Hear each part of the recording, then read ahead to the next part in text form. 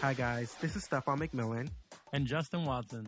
And you're listening to episode 2 of Exposure, a half-hour sit-down with some of online's newest and exciting content creators. And today we have a very special guest. His name is Patrick, and his channel is SorenWarithHeart. And that is on YouTube, if you didn't know. And he makes great content. And let's start the show.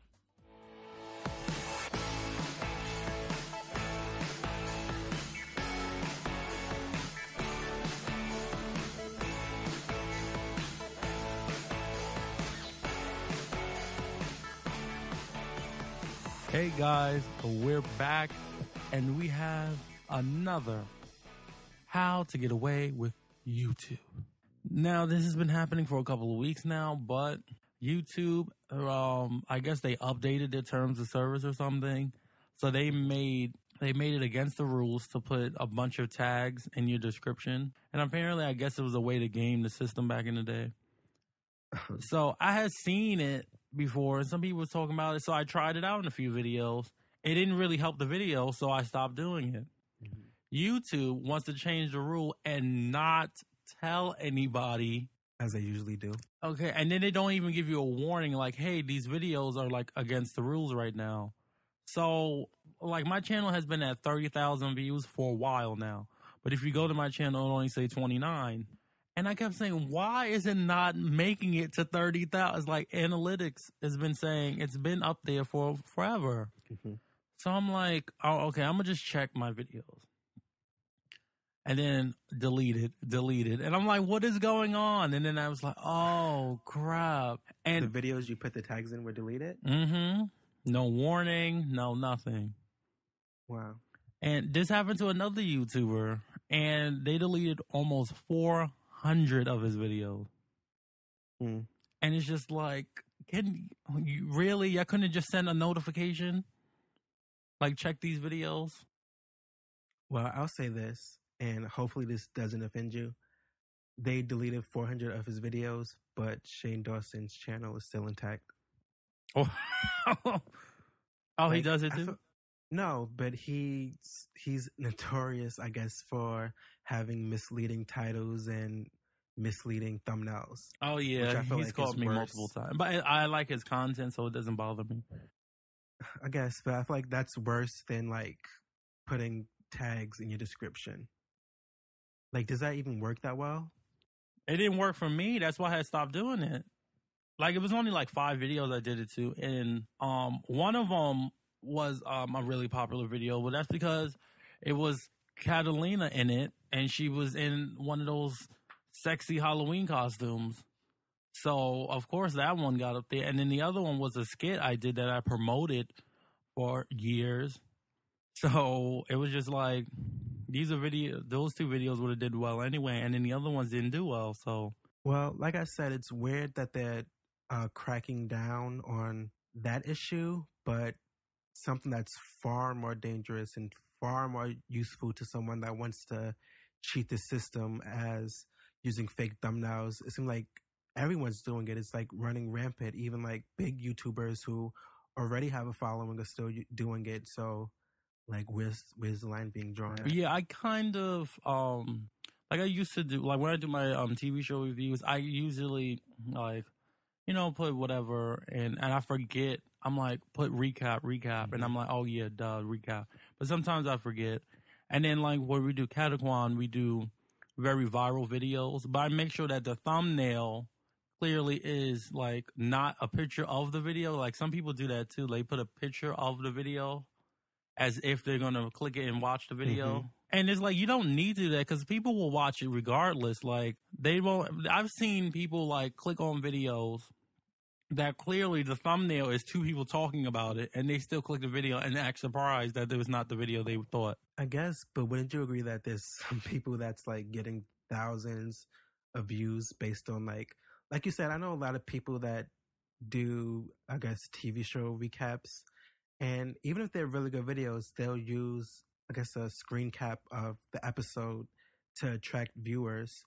And I mean, I don't know who actually looks for TV shows on YouTube, but I guess apparently there's people that do.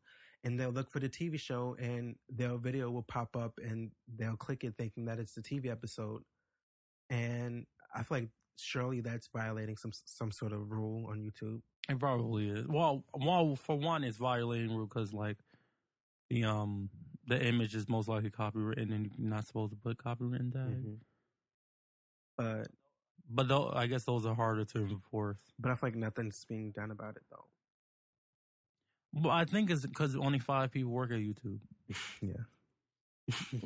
Because really, like, the only rule that's heavily enforced is the copyright, but that's because a computer does it. So, but anyway, any up and coming YouTubers, anybody, even if you're already established, unless you're the YouTube elite, and we all know who the YouTube elite is, unless you could like call somebody at YouTube, just take the tags out the description. Also, another thing to take out the description, affiliate links. So like AdFly or stuff like that. I've seen people their videos get taken down. I've never done that, but I've seen people's videos get taken down for it. And there are some people that their videos have been up for years and still hasn't been taken down. But like, I mean, 8 years of videos upload to YouTube every day. So eventually they'll find it though. And that was how to get away with YouTube. Well, maybe that wasn't really how to get away from anything, but but we'll see you guys in the interview with Patrick. So I'm a content creator, and you are too, correct? Yeah. And sometimes we need extra support as content creators, and they have these things called networks. Now, with a network, you can get extra support and extra apps and things, but to make your channel better. And yes, they do take a little cut, but that's okay, because when stuff hits the fan, like you get a copyright strike, you have someone to call. Good luck getting in touch with YouTube. And we have for you this. Fullscreen is accepting a lot of people, and the requirements aren't that much if you're a small channel, so you don't have much to worry about. And you can help and support the show. Apply.fullscreen.net/?ref equals Slowlist in your face. That's apply.fullscreen.net/?ref equals Slowlist in your face.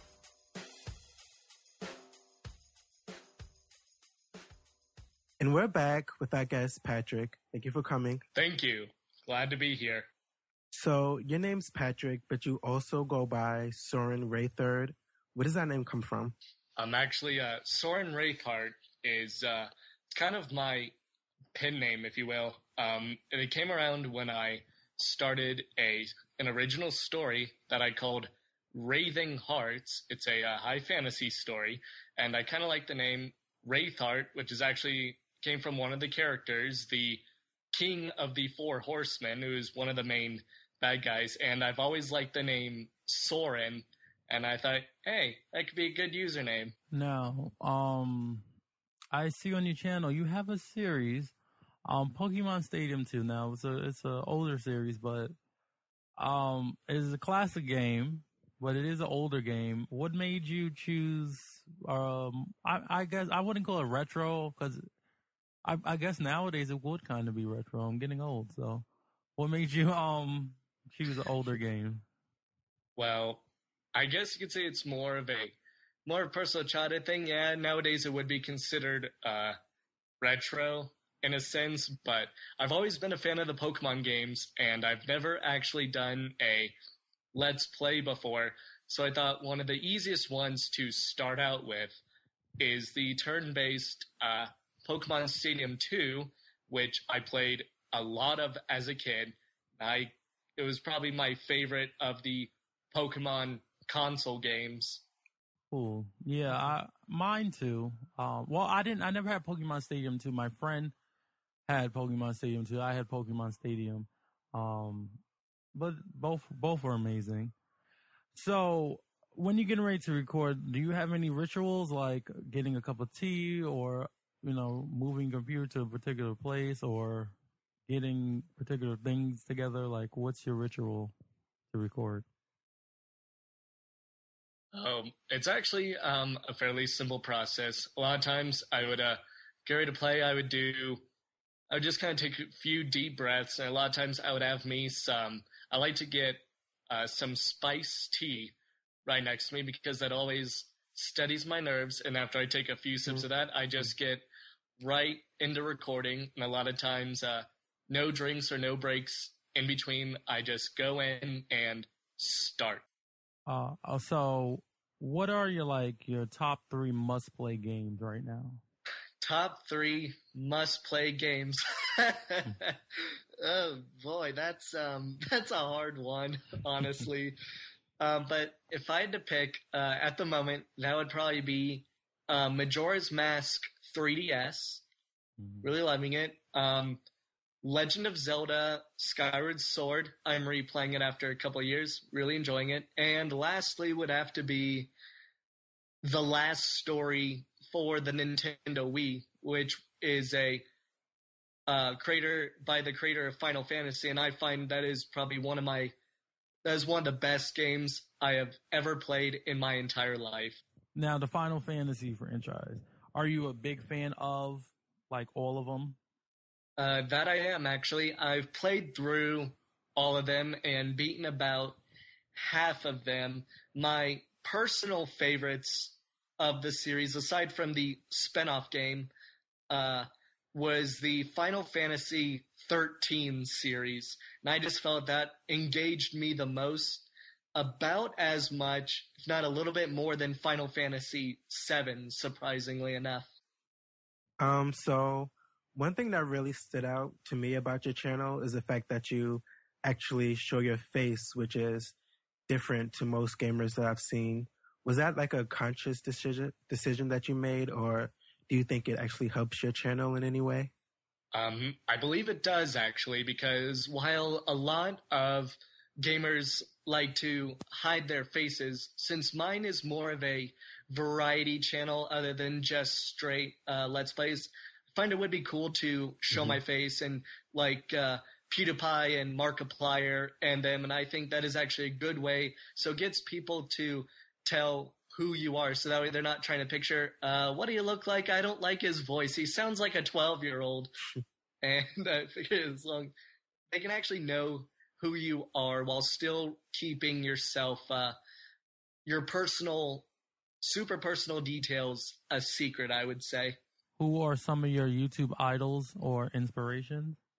Oh, that's an easy one. Well, when I first started looking into YouTube many, many years ago, 7 years ago, I didn't really have any idols, but now I find within the past couple of years, I've come across people such as, well, the really most well-known YouTubers such as Rhett and Link, Tyler Oakley, Hannah Hart, Mamrie Hart, PewDiePie, Markiplier, and Marcus Butler, and just many others. The ones that, even though they are the most, they are some of the most famous YouTubers, but they're also very personal. They don't hog the spotlight, and they don't really let a lot of the fame get to their head. So you have, for 24 hours, right, you get a login to someone's YouTube channel. It could be someone you hate or someone you love.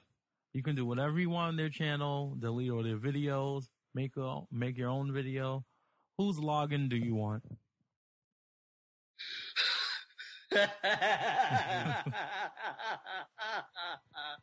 Oh God, that's the first time I've ever actually heard that question. That's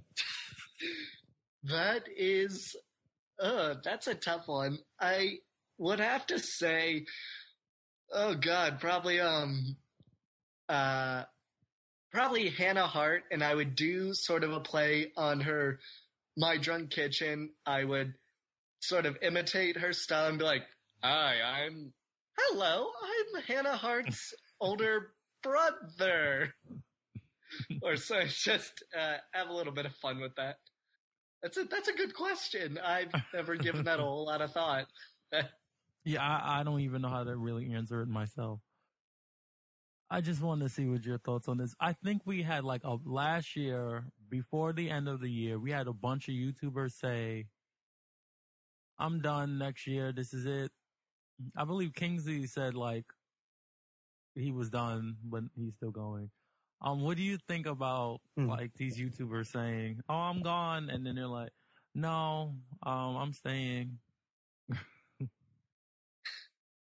I actually kind of have to laugh at that because I look at a lot of these YouTubers and I think they definitely have a love-hate relationship with YouTube and all the YouTubers who subscribe to the videos. I think it gets to a point where once you get so many videos, once you've been doing it for so long, you kind of get that little mindset, okay, it's the end of the year. I thought, this would be a good time to completely put the series finale, if you will, of my channel and then just never touch it again. But then they start to have thinking about it and they're regretting and going, oh, but I don't know. I kind of want to continue to make.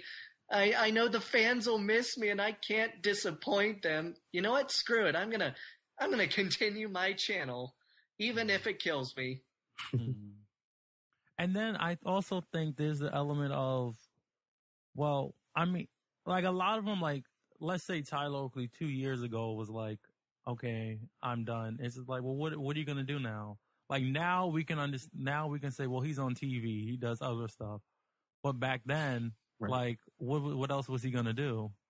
What's funny is when you look at Tyler Oakley, and last year, I mean, he had hit like 6 months earlier last summer, he ended up hitting 6 million subscribers, and 6 months prior to that, he ended up hitting 1 million subscribers. And it's one of those, back then, a couple years ago, I'd imagine be getting tired of going full time for YouTube, but now that he's at that level of everyone else, you see him branching out to going to conventions and being on TV.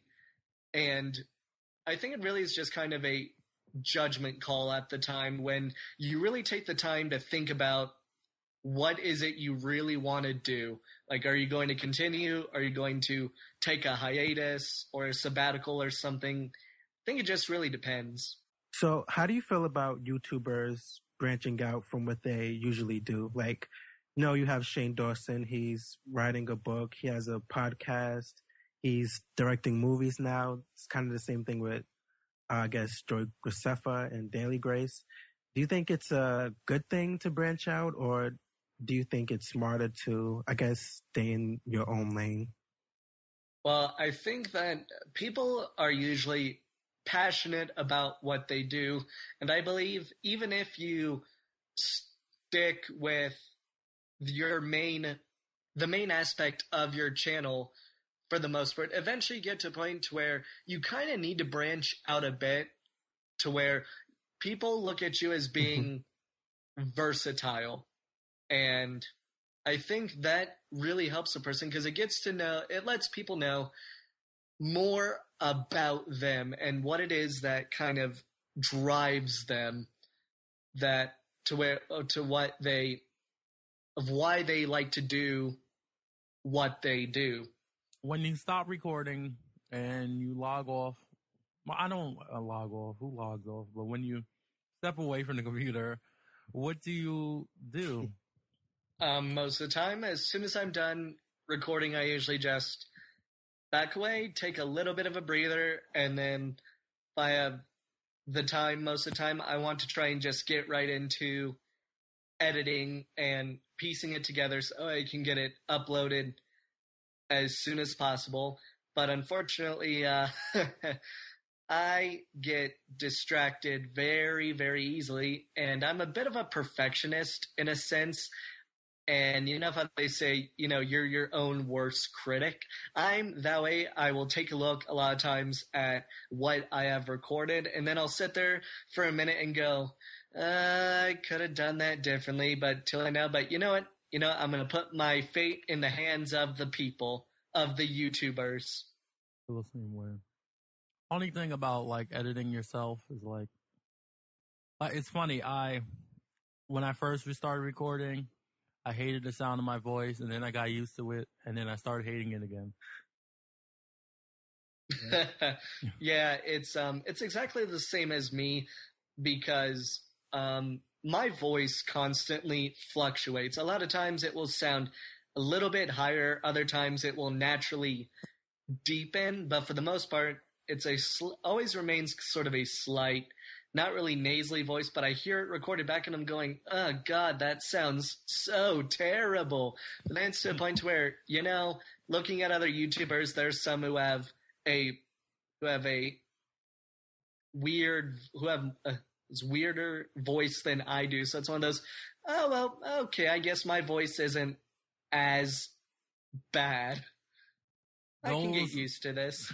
That is a really great motivator. I've done that because a lot of people say like, oh, to be on the top of YouTube, you have to be good looking and you have to have a good voice and you have to, and I'm like, well, at first I kept buying into it because I'm like, okay, PewDiePie isn't really bad looking. And then I don't know, there's a bunch of YouTubers that are, like can do modeling right after their video. And it's just, but then you get to some YouTubers and then I'm like, they're just regular folks and they can do it. Yeah, it is always kind of funny when you were mentioning how a lot of people were saying, oh yeah, to be popular on YouTube, you got to be extremely good looking, have a great voice. I say to hell with that. Well, I see you should just be who you are. And if you happen to be, I want to say, really blessed, if you're just naturally good looking without enhancements, then hey, cool. That's, good for you. If you're just an average looking Joe, then you roll with it and don't really give a crap about what other people say and just keep doing what you do. So what makes your channel, or what do you feel about your channel that makes it unique compared to others?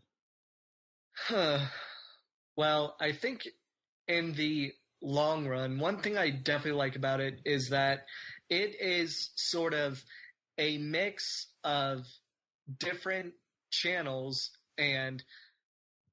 or not really channels, a mix of different styles to where it's one part is for gameplay, the other part is for a web series, and the other part would just be daily vlogs of not really so much about my life, but more just assorted topics. And I find that there aren't enough YouTubers that can branch out and have 3 to 5 separate types of videos all going on at once. And I think in a way that kind of gives me a little bit of an advantage because I'm able to spread out amongst every type of YouTuber.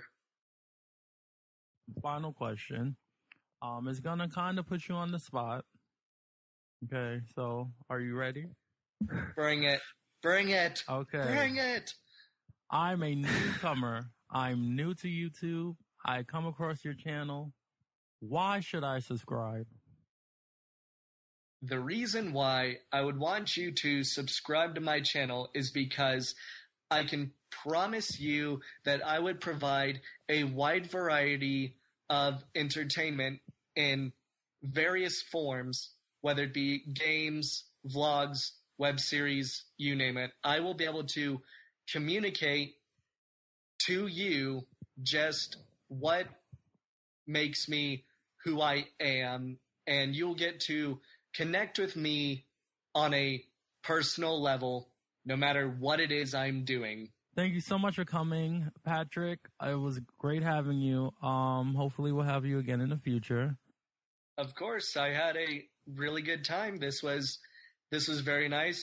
Well, that's it, guys. Thank you so much for listening. If you could be kind, out of the kindness of your heart, if you could leave us a rating on iTunes, even a review if you have the time. If you want to get more content from Exposure, you can go to Slowlist in Your Face on YouTube, or you can follow us on Twitter at Exposure Show, or you can like us on Facebook at facebook.com/exposurepod. That's exposure pod. Also, please take the time to check out our guest, SorenWarithHeart. His name is Patrick, and that's his channel. And if you want to be a guest or know somebody who should be a guest, please email us at slowlistnetwork@gmail.com. Thanks for listening. And we'll see you on the next episode of Exposure.